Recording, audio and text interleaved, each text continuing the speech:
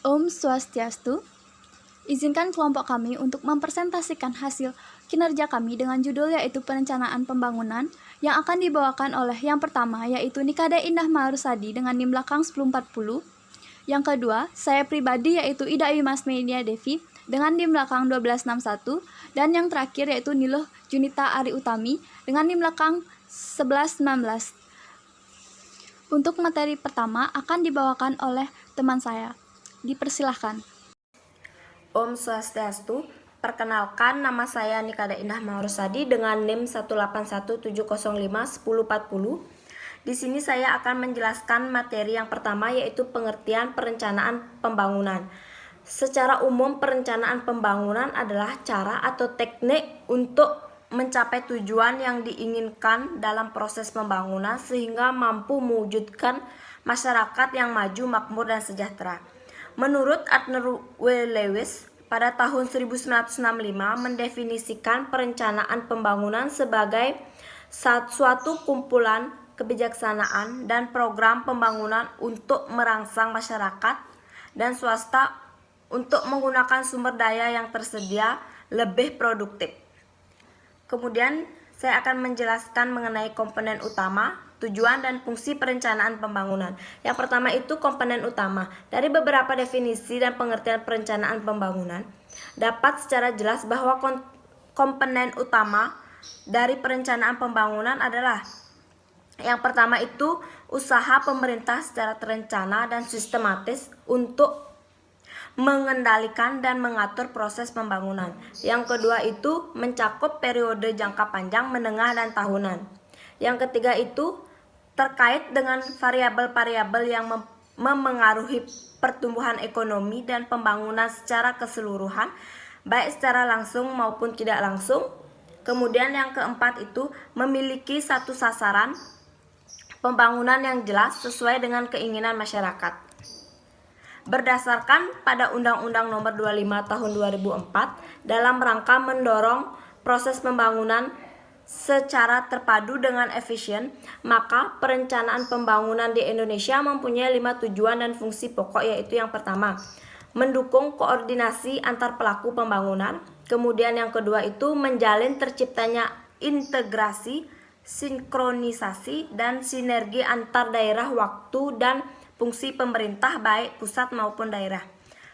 Kemudian yang ketiga itu menjamin keterkaitan dan konsistensi antara perencanaan, penganggaran, dan pelaksanaan maupun pengawasan. Kemudian yang keempat itu mengoptimalkan partisipasi masyarakat dalam perencanaan pembangunan. Kemudian yang kelima itu menjalin tercapainya penggunaan sumber daya secara efisien, efektif, dan adil. Kemudian di sini saya akan menjelaskan mengenai jenis-jenis rencana pembangunan. Yang pertama itu ada perencanaan jangka panjang. Perencanaan jangka panjang biasanya mencakup waktu 10 sampai 25 tahun. Kemudian perencanaan jangka menengah itu biasanya mencakup jangka waktu 4 sampai 5 tahun. Kemudian perencanaan jangka pendek itu biasanya mencakup 1 tahun sehingga seringkali dinamakan sebagai rencana tahunan. Baik, sekian yang dapat saya sampaikan. Selanjutnya, materi selanjutnya akan dijelaskan oleh teman saya. Terima kasih. Perkenalkan, nama saya Luhputu Junita Ari Utari. Saya akan menjelaskan tentang tahapan perencanaan pembangunan. Ada 4 tahap dalam proses pembangunan secara umum yang juga menjadi tugas pokok Badan Perencanaan Pembangunan. Yang pertama yaitu tahap penyusunan rencana. Tahap penyusunan naskah atau rancangan pembangunan yang secara formal merupakan tanggung jawab Badan Perencanaan, baik itu Bappenas untuk tingkat nasional dan Bapeda untuk tingkat daerah. Bila penyusunan rencana dilakukan dengan menggunakan pendekatan perencanaan partisipatif, maka sebelum naskah rencana disusun, terlebih dahulu perlu dilakukan penjaringan aspirasi dan keinginan masyarakat tentang visi dan misi serta arah pembangunan. Yang kedua yaitu tahap penetapan rencana. Rencana rancangan pembangunan yang telah selesai baru akan berlaku secara resmi bila telah mendapatkan pengesahan dari pihak yang berwenang. Sesuai ketentuan berlaku, RPJP perlu mendapatkan pengesahan dan DPRD setempat, sedangkan RPJM dan RKPD cukup mendapat pengesahan dari kepala daerah. Yang ketiga yaitu tahap pengendalian pelaksanaan rencana. Setelah rencana pembangunan tersebut ditetapkan oleh pihak yang berwenang, maka dimulai proses pelaksanaan rencana oleh pihak eksklusif melalui SKPD terkait. Sesuai dengan ketentuan perundangan yang berlaku, perencana masih tetap mempunyai tanggung jawab dalam melakukan pengendalian atau monitoring pelaksanaan rencana bersama SKPD bersangkutan. Yang keempat yaitu tahap evaluasi keberhasilan pelaksanaan rencana. Setelah pelaksanaan kegiatan pembangunan selesai, Badan Perencanaan masih mempunyai tanggung jawab yaitu melakukan evaluasi terhadap kinerja dan kegiatan pembangunan tersebut. Sasaran utama kegiatan evaluasi adalah untuk mengetahui apakah kegiatan dan objek pembangunan yang telah selesai dilaksanakan tersebut dapat dimanfaatkan oleh masyarakat. Selanjutnya yaitu peran pemerintah dalam perencanaan pembangunan. Ada 3 peran utama pemerintah dalam perencanaan pembangunan, yaitu yang pertama, sebagai pengalokasian sumber daya yang dimiliki oleh negara untuk membangun.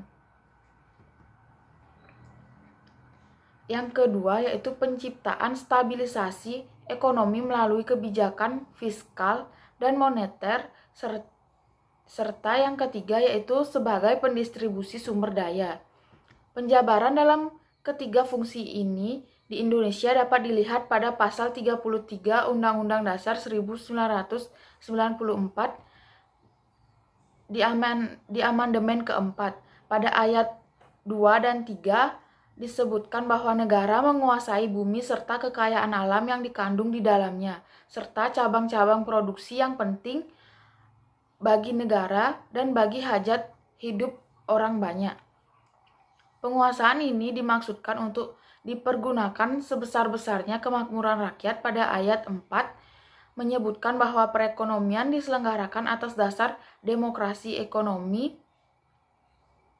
dan prinsip kebersamaan, efisiensi, berkeadilan, berkelanjutan, berwawasan lingkungan, kemandirian, serta dengan menjaga ini juga mengamanatkan kepada pemerintah untuk mampu menjaga keseimbangan, kemajuan, dan kesatuan ekonomi nasional. Selanjutnya yaitu tantangan pembangunan Indonesia ke depan. Ada 4 tantangan yang dihadapi Indonesia, yaitu yang pertama, otonomi daerah. Pada Undang-Undang Nomor 22 Tahun 1999 meletakkan otonomi daerah di daerah, kabupaten, atau kota. Otonomi daerah menciptakan ego daerah yang lebih besar dan bahkan telah menciptakan konflik antar daerah yang bertetangga dan ancaman terhadap kerangka negara kesatuan Republik Indonesia. Yang kedua yaitu pergeseran orientasi pembangunan sebagai negara maritim. Wilayah kelautan dan pesisir serta sumber daya alamnya memiliki makna yang strategis bagi pembangunan ekonomi Indonesia karena dapat diandalkan sebagai salah satu pilar ekonomi nasional. Yang ketiga yaitu ancaman dan sekaligus peluang globalisasi. Ancaman dan peluang dari globalisasi ekonomi terhadap Indonesia yang terutama diidentifikasikan dengan hilangnya batas-batas negara dalam suatu proses ekonomi globalisasi. Manfaat globalisasi ekonomi yaitu spesialisasi produk yang didasarkan pada keunggulan absolut atau komparatif. Yang kedua yaitu potensi pasar yang besar bagi produk massal. Yang ketiga yaitu kerjasama pemasaran bagi hasil bumi dan tambang untuk memperkuat posisi tawar. Yang keempat yaitu adanya pasar bersama untuk produk-produk ekspor yang sama ke pasar Asia Pasifik yang memiliki 70% pasar dunia. Di lain sisi, globalisasi juga memberikan ancaman terhadap ekonomi nasional dari daerah berupa membanjirnya terhadap ekonomi nasional yang menyerbu pasar-pasar domestik akibat tidak kompetitifnya harga produk lokal. Dan yang keempat yaitu kondisi objektif akibat krisis ekonomi. Kondisi objektif akibat krisis ekonomi yaitu jatuhnya kinerja makroekonomi 13% dan kurs yang berkontraksi sebesar 5-6 kali lipat dan multidimensi yang dialami Indonesia telah menyebabkan tingginya angka penduduk miskin menjadi 49,5 juta atau 24,2% penduduk Indonesia pada tahun 1997 sampai 1998 dan dimulai membaik pada tahun 1999 menjadi 23,4% atau 47,97 juta jiwa. Sekian dari saya. Om Swastiastu. Perkenalkan, nama saya Ida Yumasme Diana Devi dengan di belakang 1261. Di sini saya akan melanjutkan presentasi dari teman saya yang akan membahas mengenai perencanaan pembangunan pada berbagai sektor. Selanjutnya, pada materi ini yang pertama yang saya bahas yaitu sektor ekonomi. Pada sektor ekonomi, yaitu ditunjukkan melalui kemampuan dalam meningkatkan ketahanan ekonomi serta dalam memproduksi barang maupun jasa dengan nilai tinggi guna memenuhi pasar luar negeri. Melalui sumber daya yang ada dengan harapan dapat mendorong pertumbuhan yang berkualitas yang ditunjukkan melalui keberlanjutan daya dukung sumber daya ekonomi yang dimanfaatkan guna meningkatkan kesejahteraan secara adil dan merata. Dalam pembangunan ekonomi ini dapat dilakukan melalui dua pendekatan, yaitu yang pertama yaitu pengelolaan ekonomi dan yang kedua yaitu peningkatan nilai tambah ekonomi. Selanjutnya yaitu mengenai mengurangi kesenjangan. Dalam hal ini yaitu dapat dilakukan melalui dua strategi utama, yaitu yang pertama strategi pertumbuhan dan strategi pemerataan sebagaimana tercermin dari pendekatan koridor pertumbuhan serta koridor pemerataan berbasis wilayah pulau. Strategi pemerataan disesuaikan dengan tujuan pembangunan berkelanjutan dan pemuda, pengentasan kemiskinan, serta peningkatan produktivitas serta daya saing pada angkatan kerja. Selanjutnya yaitu pembangunan kebudayaan. Dalam hal ini yaitu dengan tidak meninggalkan satupun kelompok masyarakat atau istilah lainnya yaitu leave no one behind. Dengan fokus pembangunan adalah daerah di dekat pusat pertumbuhan yang dapat diberikan input guna mengejar pertumbuhan di koridor terdekatnya dengan basis-basis pemerataan yaitu daerah tertinggal, daerah transmigrasi, kawasan pedesaan yang berfungsi sebagai kawasan strategi kabupaten maupun kawasan perbatasan. Dan selanjutnya yaitu peningkatan SDM yang berkualitas. Dalam hal ini yaitu dalam perubahan struktur penduduk di Indonesia membuka peluang bagi Indonesia untuk mendapatkan bonus dalam hal demographic dividend. Dalam hal ini yaitu dalam jangka menengah serta panjang akan mendorong pertumbuhan ekonomi yang tinggi, pertumbuhan Indonesia yang tinggi, serta menghantarkan Indonesia sebagai negara berpenghasilan menengah ke atas.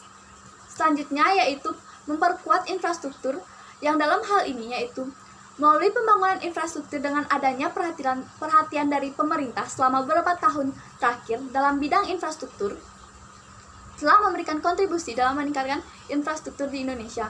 Meski demikian, masih banyak kekurangan dalam hal infrastruktur di Indonesia yang harus ditingkatkan untuk dapat berkontribusi dalam meningkatkan perekonomian di Indonesia. Selanjutnya yaitu sosial budaya. Dalam pembangunan kebudayaan ini, perlu atau ada keinginan untuk memastikan bahwa setiap penduduk memperoleh perlindungan hak kebudayaan serta kebebasan berekspresi guna memperkuat kebudayaan yang inklusif. Dan selanjutnya atau yang terakhir yaitu lingkungan hidup. Dalam hal ini yang pertama yaitu kualitas lingkungan hidup akan optimal apabila didukung dengan kehidupan serta aktivitas ekonomi masyarakat. Dalam hal ini dapat ditunjukkan dengan nilai Indeks Kualitas Lingkungan Hidup atau IKLH nasional yang mencapai target sebesar 75,5 sampai 79,0%. Dan selanjutnya yaitu yang kedua penurunan emisi gas rumah kaca atau GRK yang telah mencapai di atas 27% dan penurunan intensitas emisi GRK yang mencapai sebesar 24%. Sekian presentasi dari kelompok kami. Apabila ada salah-salah kata maupun yang masih kurang dapat dimengerti, kami mohon maaf. Kami tutup dengan pramesanti Om Santi Santi Santi Om.